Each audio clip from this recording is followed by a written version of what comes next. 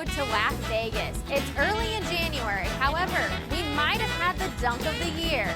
Plus, we'll talk with Utah Valley coach Mark Madsen, who is hoping to get the Wolverines back on track, and your chance to win tickets to the tournament at the Wolverines Arena. That's all ahead on the road to WAC Vegas. My name is Chris Jans, and I'm the head coach at New Mexico State University, and this is the road to WAC Vegas. New Mexico State going on to the tournament. Just a phenomenal game. What college basketball is all about.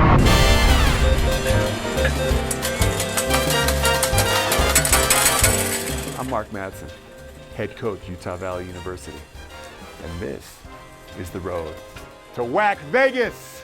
Welcome to the road to WAC Vegas. I'm Rachel Vigil.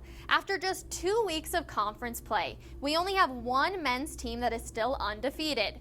It's the defending champs from Las Cruces. New Mexico State picked up 2 more WAC victories this week, trouncing Chicago State by 39 points, then defeating Kansas City in our WAC Spotlight game on ESPN Plus by a final of 74-71. The Ticket Smarter WAC Player of the Week is Aggies guard Jabari Rice. The sophomore averaged 13.5 points with 6.5 rebounds and 3.5 assists on the week. New Mexico State will once again be in the WAC Spotlight on ESPN Plus this week. Coach Chris Jans and the Aggies travel to Utah Valley to take on Mark Madsen and the Wolverines. That is Thursday night at 7 p.m. Mountain Time. Join yours truly on the sidelines along with Michael Clanton and Sed Bonner on the call. Also on Thursday night, California Baptist visits Chicago State, CSU Bakersfield is at Kansas City, and UTRGV plays at Seattle U. The Vaqueros went 2-0 last week while the Redhawks beat Utah Valley by 33 points in their lone contest of the week. On Saturday night, SU hosts New Mexico State. The Redhawks defeated the Aggies 73-63 in OT 2 years ago in the Emerald City. On Saturday afternoon, Chicago State entertains Bakersfield while Utah Valley hosts UTRGV. Grand Canyon travels to Kansas City for a 7 p.m. tip on the WAC Digital Network. Coming up on the road to WAC Vegas, we'll talk with former NBA player Mark Madsen, who is in his first year as head coach at Utah Valley. We'll be right back.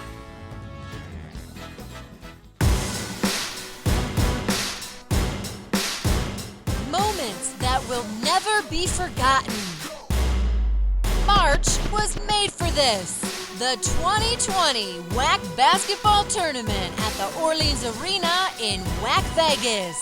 March 11th through the 14th. Be a part of the madness and witness the triumph. Ticket information, go to wacsports.com.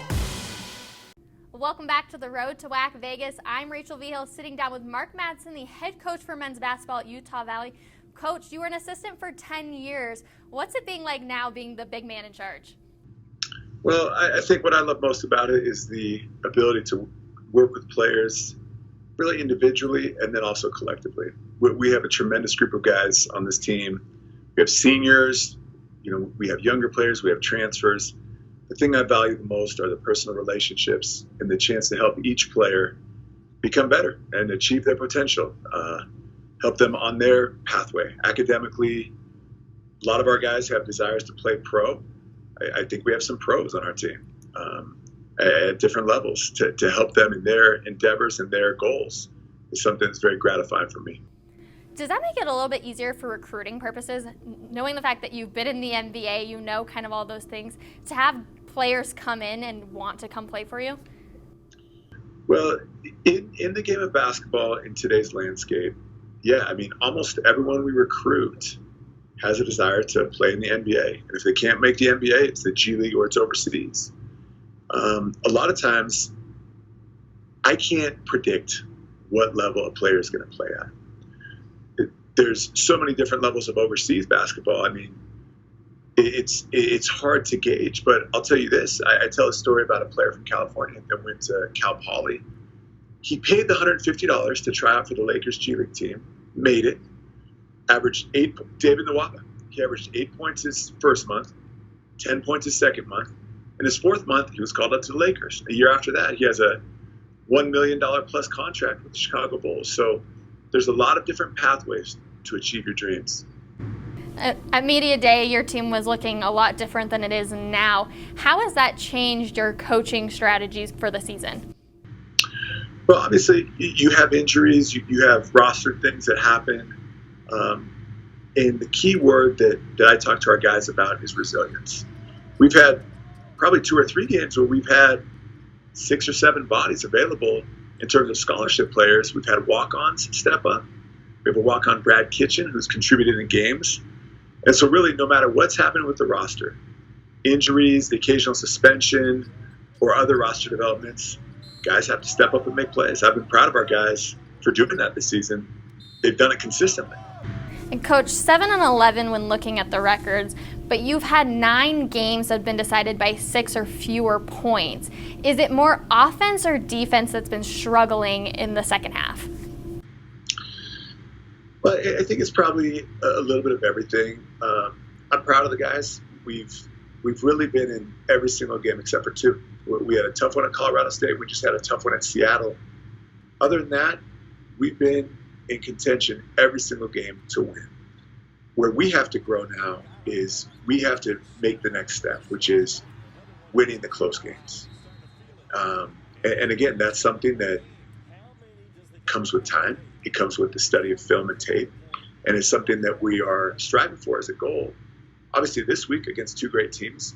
And then eventually as we go into deeper conference and eventually the conference tournament. But that's the goal. Incrementally, get better every single day. No matter if you've won or lost, come into work, get better, grow, and be ready for a great performance next game. The record could look totally different based on a few of those games. What do you want people to know about your team? Well, the thing that we preach here is individually, every single player needs to improve their skill set. As that happens, and I'm talking not only offensively, but I'm speaking defensively. If every player is bought into individual skill development and the team first mentality, then a rising tide will lift all ships. The team will win. Players will have opportunities in college and at the next level. And so this is a player first program with winning at the centerpiece. And I think as the days and weeks progress, that will become more and more evident. Coach Donlin last week told me that New Mexico State is this team to beat. How accurate would you say that statement is? We have nothing but respect for New Mexico State. Obviously, they're undefeated in conference. They play great on both sides of the ball. They have tremendous people and players in the program. Their coaching staff is fantastic. Their players are, like I said, great people and great players. And so they're playing at a high level. We are excited for the opportunity to compete against the best team in conference right now, and we're working very hard to have a great game. That game being Thursday night at your home arena, what will it take to beat that Christians team? I think anytime you look at a great team, number one, you're going to have to play great on-ball and off-ball defense. You're going to have to rebound the ball. New Mexico State shoots the ball very well from the three-point line. You're going to have to defend the three-point line. And then my coach from college, Mike Montgomery, he used to always tell us, hey, when it's all said and done, we're going to need some individual performances tonight. And so it's going to be a combination of everything. Team defense, moving the ball, making the extra pass, and having players step up and have some performances. Before that game is the 24-hour dribble. You're kicking that off Wednesday night. How many students participate in that? It's a phenomenal event. I think the numbers vary, but what you need to know about Utah Valley, Rachel, is this is the largest university in the state of Utah, close to over 40,000 enrolled. But the thing I always tell people, it's the fastest growing school in Utah, which tells you people want to be here. People want to be studying here. People want to be coming to games. People want to be part of this great college environment here in Orem, Utah. Well, I will look forward. I'm going to be at the 24-hour dribble, and then I will also be at the game on Thursday night, so I'll look forward to seeing you there as well. Sounds good, Rachel. Great to see you, and we'll look forward to seeing you at the game. Thank you so much, Coach. Mark Madsen for Utah Valley men's basketball. We'll be right back with the road to WAC Vegas. In the WAC, we value sportsmanship on the field, on the track, on the court, in the pool, and in the stands. We take pride in playing fair and being honest. We honor the game by showing respect for our opponents, the officials, the fans, and our team. Great sportsmanship is about keeping everything in perspective. It's about taking ownership after a loss. And being humble after a win. We hope you'll team up with us by staying positive on the sidelines. Because great sportsmanship is what unites us. We are the Western Athletic Conference. Welcome back to the road to WAC Vegas. Utah Valley is the only 3-0 team in WAC play in women's basketball. In fact, the Wolverines have now won 5 games in a row. The Wolverines visit defending WAC champion New Mexico State on Thursday night. That's a 6 p.m. Mountain Time tip. Also on the WDN, Chicago State visits the Valley of the Sun, and Seattle U is at UTRGV. Over on ESPN 3, CSU Bakersfield hosts Kansas City.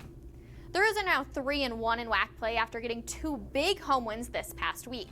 On Sunday, after the game was delayed by a day because of weather, KC picked up their first victory over New Mexico State in 6 years.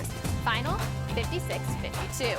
The Ticket Smarter WAC Player of the Week is Kansas City's forward Cristina Soriano. The 6'5" senior from Spain picked up 2 double-doubles during the Roos win over UTRGV and NM State. KC is in our WDN Women's Featured Game of the Week. The Roos visit Grand Canyon on Saturday at 2 p.m. Mountain Time. Erica Mattingly goes into the week as the 3rd leading scorer in the WAC at better than 15 points per game. GCU's Deja Daniel leads the conference in rebounding with more than 10 boards per game. Check that game on the WAC Digital Network. Also on Saturday afternoon, Seattle U travels to New Mexico State and UTRGV entertains Utah Valley. On ESPN 3, Chicago State is at CSU Bakersfield. When Basketball Hall of Famer Cheryl Swoops was pregnant with her son, she went to Chicago to watch the Bulls in the NBA Finals and visit her good friend Michael Jordan. As the story goes, she asked His Airness if she could name the child after him, to which Michael said, as long as he can shoot and as long as he can dunk. Well, MJ, your namesake sure can dunk. On Thursday night, Jordan Jackson of UTRGV gets the steal and looks like Jordan slamming it in. It even made SportsCenter for the dunk of the night. Some are calling it the dunk of the year, which leads us to this week's WAC Vegas contest. What is the best dunk in WAC history?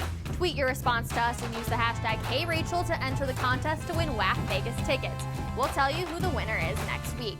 Also, congratulations to Bam Bam on winning last week's contest. He says New Mexico State's New Year's resolution should be putting on their best glass shoe and getting to the second round of the NCAA tournament. You can make sure to get your tickets to WAC Vegas by buying them also. Just go to the WAC Sports website and click on the WAC Vegas ticket button. For the WAC Digital Network, I'm Rachel Vigil.